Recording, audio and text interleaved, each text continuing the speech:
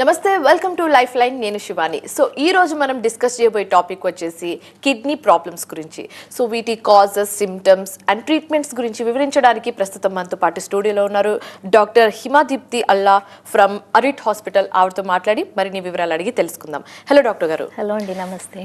So first of all మనం discuss చేయాల్సిన topic వచ్చేసి సీకేడి. ఈ మధ్య తరచుగా వింటున్నాం ఈ టాపిక్ గురించి. సో ఏంటి సీకేడి అండ్ దీని కాజెస్, సిమ్టమ్స్ ఏ విధంగా ఉంటాయి?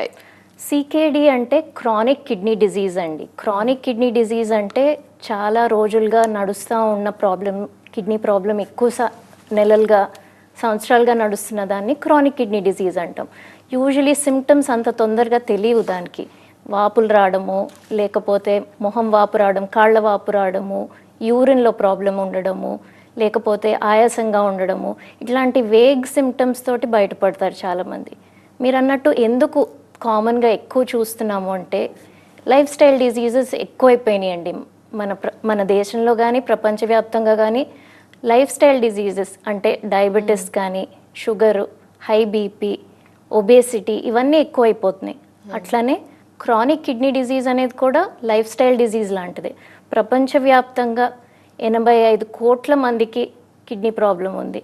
మన దేశంలో కూడా 2013 నుంచి ఇప్పుడు వరకు, ఇంతకుముందు 10-11% ఉండేది. ఇప్పుడు రాను రాను పెరిగిపోయి 16%. అంటే 6 మందిలో ఒకరికి కిడ్నీ ప్రాబ్లం ఉండే అవకాశం ఉంది. చాలా డ్రాస్టిక్ చేంజ్ అని చెప్పొచ్చు. చాలా ఇంక్రీజ్ అయిపోయింది. ఎందుకంటే లైఫ్ స్టైల్ డిజీజెస్, మనం తినే పదార్థాలు, మనం మన పొల్యూషన్ కానీ, తినే పదార్థాలు కానీ అన్నిట్లో పొల్యూషన్ ఉంది. సో కిడ్నీ ప్రాబ్లం చాలా కామన్ అయిపోయింది.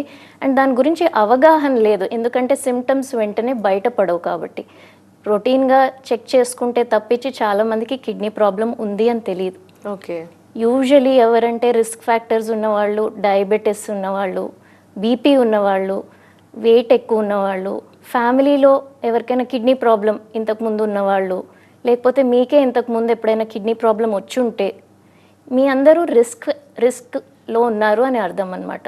సో ఇట్లాంటి వాళ్ళు కొంచెం దాని గురించి నాలెడ్జ్ పెంచుకోవాలి, అవగాహన ఉండాలి, కొంచెం చెక్ చేసుకుంటూ ఉండాలి టైం టు టైం.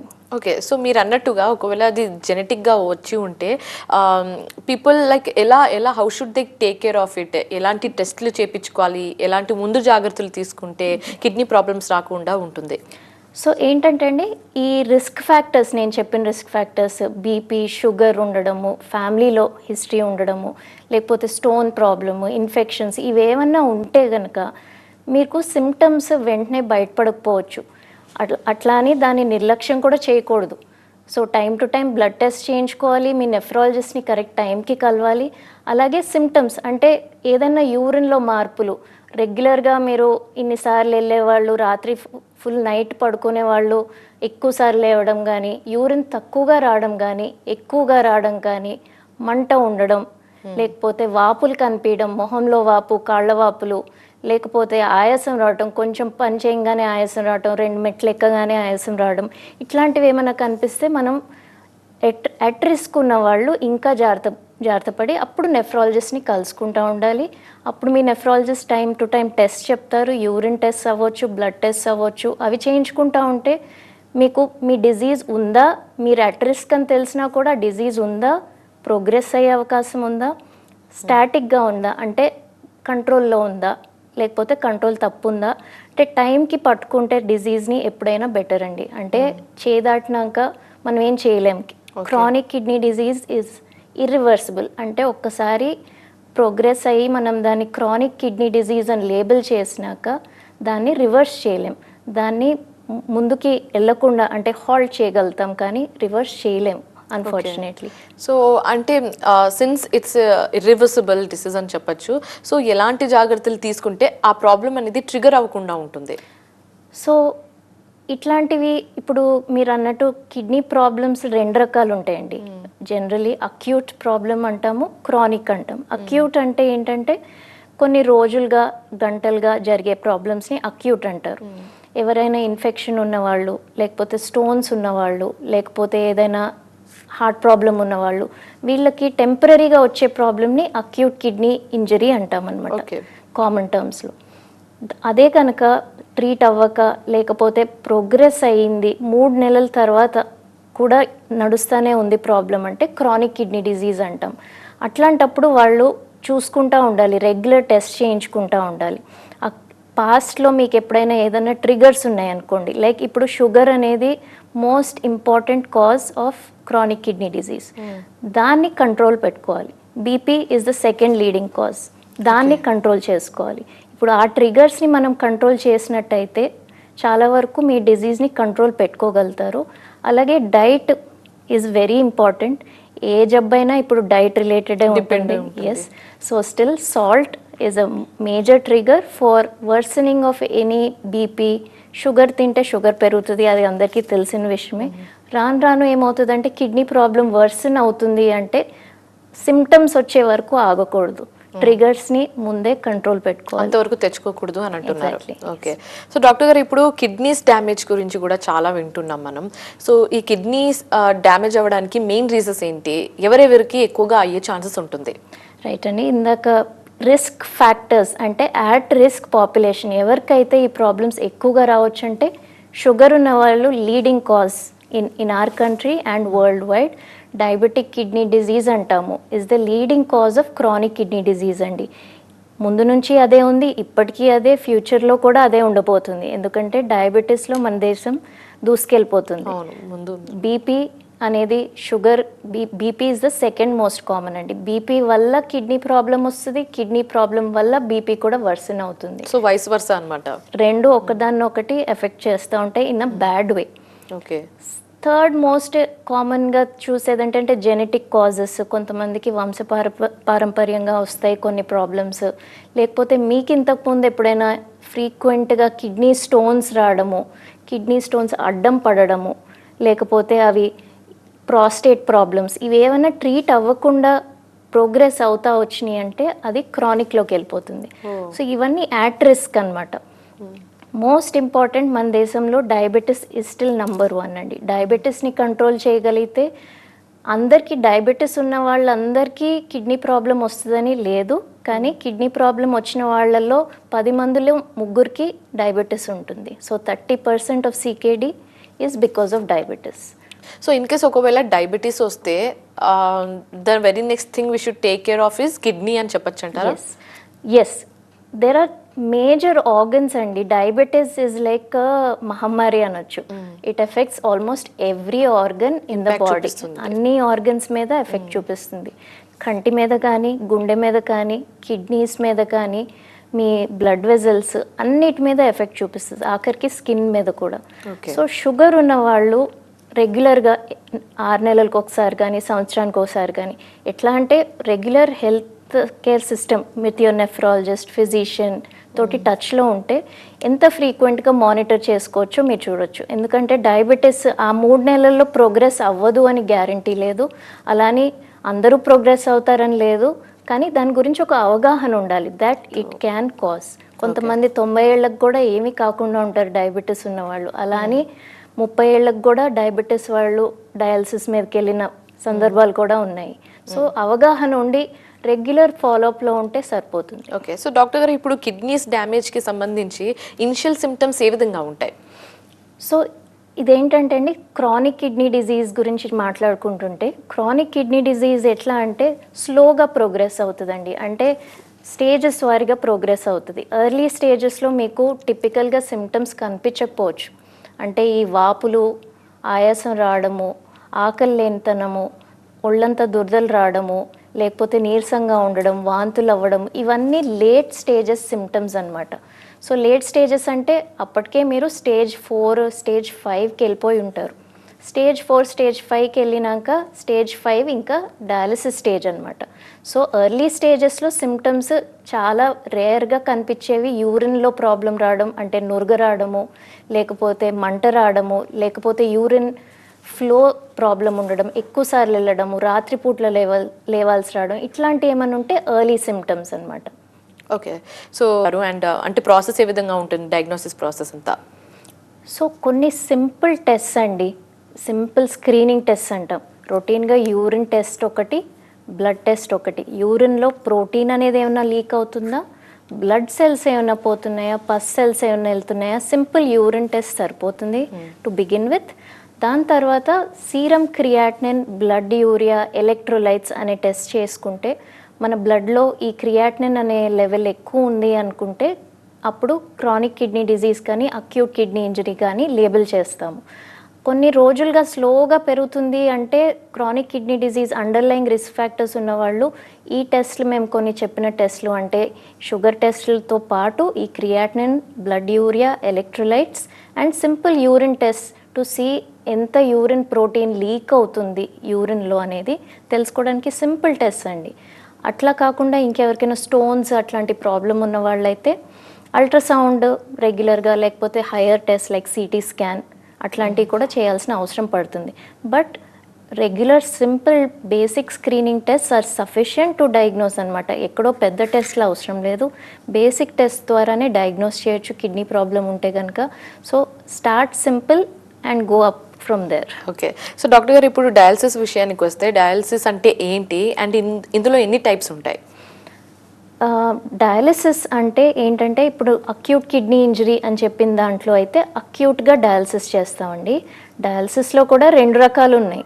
హీమోడయాలసిస్ అంటాము, పెరిటోనియల్ డయాలసిస్ అంటాం. హీమోడయాలసిస్ అంటే బ్లడ్ డయాలసిస్, పెరిటోనియల్ డయాలసిస్ అంటే వాటర్ డయాలసిస్, పొట్ట ద్వారా చేసేది. డయాలసిస్ అంటే simple procedure where there is a filter అండి. కిడ్నీ చేసే పని ఆ ఫిల్టర్ చేస్తుంది. బ్లడ్ సప్లై, బ్లడ్ అంతా మెషిన్ అంతా ఒకటేసారి వెళ్ళదు. చాలా కామన్గా అనుకుంటారు బ్లడ్ అంతా తీసి ఫిల్టర్ చేసి మళ్ళీ బ్లడ్ ఎక్కిస్తాము అని అనుకుంటారు చాలామంది. కానీ it is not like that. Haemodialysis అంటే బ్లడ్ డయాలసిస్, పెరిటోనియల్ డయాలసిస్ అంటే water dialysis. Same process where toxins అన్నీ రిమూవ్ చేసి మళ్ళీ బ్లడ్ కానీ ఆ వాటర్ కానీ మళ్ళీ ఎక్కిస్తూ ఉంటాం అన్నమాట. ఓకే, సో మనకి కాలర్ రెడీగా ఉన్నారండి. విజయనగరం నుంచి జగన్నాథరావు కాల్ చేశారు. జగన్నాథరావు చెప్పండి. హలో మేడం గారు, గుడ్ ఆఫ్టర్నూన్ అండి. హలో మేడం గారు, గుడ్ ఆఫ్టర్నూన్ అండి. సో ఎస్, మీరు డయాలసిస్ గురించి చెప్తున్నారు. సో ఇందులో కంప్లీట్గా ఇన్ డీటెయిల్గా మాట్లాడితే మీరు టైప్స్ గురించి కూడా చెప్పడం జరిగింది. సో అసలు ఒక పర్సన్కి డయాలసిస్ ఇంపార్టెంట్ అన్న విషయం ఒక డాక్టర్ ఏ పాయింట్స్ మీద కన్సిడర్ చేసి చెప్తూ ఉంటారు? రైట్ అండి, మనం అందరము క్వాలిటీ ఆఫ్ లైఫ్ గురించి ఆలోచించాలి. స్టేజెస్, ఈ నంబర్స్, ఈ బ్లడ్ లెవెల్స్ ఇవన్నీ ఒక సైడ్. క్రియాటినిన్ 10 ఉన్నా ఒకలాగా ఉంటారు, 30 ఉన్నా ఒకలాగా ఉంటారు, 1 ఉన్నా ఒకలాగా ఉంటారు. క్వాలిటీ ఆఫ్ లైఫ్ ఎప్పుడైనా తగ్గుతూ వస్తుంది అంటే మీరు ఆకలి లేకుండా, వెయిట్ తగ్గిపోతా, చిన్న చిన్న పనులకే ఆయాసం వస్తుంది, లేకపోతే మీకు ఒళ్ళంతా దురదలు, నిద్ర లేదు, మీ బేసిక్ లైఫ్ చేసుకునే పనులు మీ రోజువారి పనులే చేసుకోలేకపోతున్నారంటే, క్వాలిటీ ఆఫ్ లైఫ్ తగ్గిపోతుందంటే డయాలసిస్ క్రానిక్ కిడ్నీ డిజీజ్లో ఇనిషియేట్ చేస్తామండి. దాన్ని అందులో ఫిల్ట్రేషన్ రేట్ అనేది <10, <15, <10 సిమ్టమ్స్తో పాటు ఉంటే ఇనిషియేట్ చేస్తాం. అక్యూట్ కిడ్నీ ఇంజరీ అనే దాంట్లోనేమో ఆయాసం ఎక్కువ వచ్చినా, పొటాషియం మరీ ఎక్కువ ఉన్నా, బాడీలో ఎసిడోసిస్ ఎక్కువ ఉంటే కూడా ప్లాన్ చేస్తాం. కానీ క్రానిక్ కిడ్నీ డిజీజ్లో అవి ఆ సిమ్టమ్స్తో కూడా చాలా సంవత్సరాల తరబడి బతికేయచ్చు. ఓకే, కానీ క్వాలిటీ ఆఫ్ లైఫ్ దెబ్బతింటున్న సందర్భంలో మీ నెఫ్రాలజిస్ట్ మీకు ఆ ఆప్షన్స్ ఇస్తారు. అందులో కూడా మీరు చూస్ చేసుకోవచ్చు హీమోడయాలసిస్ ఆర్ పెరిటోనియల్ డయాలసిస్ అనేది. ఓకే, సో పేషెంట్ చేతిలో ఉంటుందన్నమాట ఆ డిసిషన్ వచ్చేసరికి. మన కంట్రోల్లో ఉన్నంతసేపు మనం ఎర్లీగా టైంకి ఇనిషియేట్ చేసామనుకోండి మనం చెప్పినప్పుడు, అప్పుడు చాలా విషయాలు మన కంట్రోల్లో ఉంటాయి. స్టెప్ వైజ్ వెళ్ళొచ్చు. పెరిటోనియల్ డయాలసిస్ అని చెప్పిన ప్రాసెస్ ఇంట్లో కూడా చేసుకోవచ్చు అండి. ఇంట్లో కూడా పెరిటోనియల్ డయాలసిస్ రోజంతా చేసుకోవచ్చు, రాత్రిపూట పడుకునేటప్పుడు చేసుకోవచ్చు. హీమోడయాలసిస్ కూడా స్టేజెస్లో స్లోగా పెంచుకుంటూ వెళ్తాం మేము. సో ఎప్పుడు ఎవరికి డైరెక్ట్గా వారమంతా డయాలసిస్ అని చెప్పాం. సో ఫస్ట్లో ఎర్లీ స్టేజ్గా స్టార్ట్ చేస్తే 2 times a week, 3 times a week నుంచి అవసరమైతే ఇంకా ఎక్కువ చేస్తాం. కానీ ఎవరికి డైరెక్ట్గా వారం అంతా చేసుకోవాలి. బేసికలీ ఇంట్లో కూడా చేసుకోవచ్చు అన్నమాట. కొన్ని జాగ్రత్తలు పాటించాల్సి వస్తుంది. ఈ వాటర్ డయాలసిస్ అనే ప్రక్రియ ఇంట్లో కూడా చేసుకోవచ్చు అండి. హీమోడయాలసిస్ కూడా ఇంట్లో చేసుకునే వాళ్ళు ఉన్నారు. కాకపోతే వాటర్ డయాలసిస్ మేము ప్రోత్సహిస్తాం. ఎందుకంటే అది బ్లడ్తో సంబంధం లేదు. వాటర్ పొట్టలోకి ఎక్కుతుంది, అక్కడే డయాలసిస్ ప్రాసెస్ నడుస్తుంది, ఆ వాటర్ని బయటకు పంపించేస్తాం, అదే డయాలసిస్. ఓకే. సో బ్లడ్ అందులో ఇన్వాల్వ్ లేదు, బ్లడ్ ఫ్లో ఇన్వాల్వ్ లేదు కాబట్టి అది మీరంతటి మీరే ఇంట్లో చేసుకోవచ్చు. పడుకున్నప్పుడు మెషిన్కి కనెక్ట్ చేస్తే అదే చేసేస్తుంది. So it is very safe to do at home. Haemodialysis కొంతమంది ఇంట్లో చేసుకుంటారు, కానీ 100% సేఫ్ కాదు ఇంట్లో చేసుకోవడం. చేసుకునే ఫెసిలిటీ ఉన్న వాళ్ళు ఇంట్లో కూడా చేసుకోవచ్చు. ఓకే. ఓకే. సో డాక్టర్ గారు, మీరు అన్నారు డైలీ లైఫ్ కానీ ఏమైనా ఎఫెక్ట్ పడి ఉంటే, వర్క్ లైఫ్ కానీ డైలీ పనులు ఏమైనా ఇంపాక్ట్ పడకుండా డయాలసిస్ చేయించుకోవచ్చు. కానీ డయాలసిస్ చేయించుకున్న తర్వాత ఈ వర్క్ మీద ఏమైనా ఇంపాక్ట్ పడే ఛాన్సెస్ ఉంటుందా? సో చాలామంది గుడ్ క్వశ్చన్ చాలామంది అడుగుతారండి కామన్గా. ఎందుకంటే డయాలసిస్ చేస్తే అయిపోయింది, ఇంకా నా జీవితం అయిపోయింది, ఇంకేం లేదు, ఇంకా బెడ్ రెస్ట్, నా లైఫ్ అయిపోయింది అనుకుంటారు. ఒకప్పుడు మేబీ దట్ వాస్ ట్రూ. ఒకప్పుడు చాలామంది చాలా ఎఫెక్ట్ అయ్యేవాళ్ళు. ఇప్పుడు కూడా వారానికి, ఇప్పుడు మీ కిడ్నీస్ 24 గంటలు పనిచేస్తాయి. డయాలసిస్ మనము వారానికి 12 గంటలు 16 గంటలే చేస్తాం మోస్ట్లీ హీమోడయాలసిస్ అనేది. పెరిటోనియల్ డయాలసిస్ ఇంట్లో కూడా చేసుకోవచ్చు. అట్లాంటి సందర్భంలో మీరు వర్క్కి వెళ్ళొచ్చు. చాలామంది వచ్చి అందరు వర్క్ ఫ్రమ్ హోమ్ చేసినట్టు వర్క్ ఫ్రమ్ డయాలసిస్ చేసుకోవచ్చు. So it is not going to restrict your daily activities, except you have to give కొంచెం టైం ఇవ్వాలి, దాన్ని కేటాయించాలి. అది ఎంతైనా ఇప్పుడు మీరు చేసుకోకుండా అట్లానే డయాలసిస్ మానేస్తే దానివల్ల వచ్చే ప్రమాదాలు ఎక్కువ ఉన్నాయి. ఓకే. కంప్లీట్గా మానేయడం వేస్ట్ అంటారు అనమాట. సేఫ్ కాదండి. సేఫ్ కాదు. ఓకే. సో డాక్టర్ గారు, ఇప్పుడు డయాలసిస్కి సంబంధించి ఇప్పుడు ఏ ప్రాబ్లం అయినా దానికి కొన్ని మిత్స్ ఉంటాయి. ఏ ప్రాబ్లం, ఏ డిసీజ్ అయినా కూడా. సో ఇప్పుడు డయాలసిస్ విషయానికి వస్తే దీనికి సంబంధించి ఇప్పటి వరకు మీరు విన్న మిత్స్ ఏ విధంగా ఉండింది? అంటే ఎలాంటి మిత్స్ మీరు విన్నారు ఎక్కువగా? మోస్ట్ కామన్గా ఉండే అపోహ ఏంటంటే అండి, డయాలసిస్ అంటే ఇంకా డెత్ సెంటెన్స్ అయిపోయింది, లైఫ్ అయిపోయింది. లేకపోతే డయాలసిస్ అంటే బ్లడ్ అంతా తీసేసి ఫిల్టర్లోకి పంపించి మళ్ళీ ఎక్కిస్తారు అని. ఇవన్నీ వినడానికి చాలా భయంకరంగా భయం వేస్తుంది. ఎవరు ఫస్ట్ లేదా ఫ్యామిలీలో చాలామంది ఎవరు చనిపోయి ఉంటారు డయాలసిస్ మీద జరుగుతుండే ఉన్నాయి, అట్లాంటి ఇన్స్టెన్సెస్ ఉంటాయి. కానీ మోస్ట్ కామన్ మిత్ ఏంటంటే అండి, డయాలసిస్ చేస్తే ఇంకా, లేకపోతే కొంతమంది ఒక్కసారి చేస్తే జీవితాంతం చేయాలి అనేది. అక్యూట్ సెట్టింగ్లో అంటే ఇన్ఫెక్షన్లో అక్యూట్గా జరిగే అక్యూట్ కిడ్నీ ఇంజరీని టెంపరీగా అప్పటికప్పుడు డయాలసిస్ చేస్తే లైఫ్ లాంగ్ చేయాల్సిన అవసరం లేదు. క్రానిక్ కిడ్నీ డిజీజ్లో చేసే డయాలసిస్ మాత్రం లైఫ్ లాంగ్ చేయాలి. కానీ టెక్నాలజీ చాలా అడ్వాన్స్ అయింది. ఇప్పుడు నౌడేస్ చాలా సంవత్సరాల పాటు సిమ్టమ్స్ లేకుండా హ్యాపీగా డయాలసిస్ మీద కూడా ఉండగలుగుతున్నారు. అల్టిమేట్లీ మేమంతా కోరుకునేది మీ క్వాలిటీ ఆఫ్ లైఫ్. సో ఏమైనా కాంప్లికేషన్స్ ఉంటాయా డయాలసిస్కి సంబంధించి? కాంప్లికేషన్స్ ఎనీ ప్రొసీజర్ అండి, మెడికల్ సైడ్లో మీకు ఎనీ ప్రొసీజర్ ఎంతో కొంత రిస్క్తో కూడిని ఉంటాయి. డయాలసిస్ అంటే బీపీ, హీమోడయాలసిస్ చేసేటప్పుడు బీపీ పడిపోవడము, కొంతమందికి హార్ట్ ప్రాబ్లమ్స్ ఉన్న వాళ్ళకి బీపీ పడిపోవడము, కొంతమందికి ఇన్ఫెక్షన్స్ రిస్క్, వీళ్ళకి ఇమ్యూనిటీ అనేది చాలా తక్కువ ఉంటుంది డయాలసిస్ పాపులేషన్లో. వాళ్ళకి ఇన్ఫెక్షన్స్ చాలా ఎక్కువ ఫ్రీక్వెంట్గా వస్తాయి.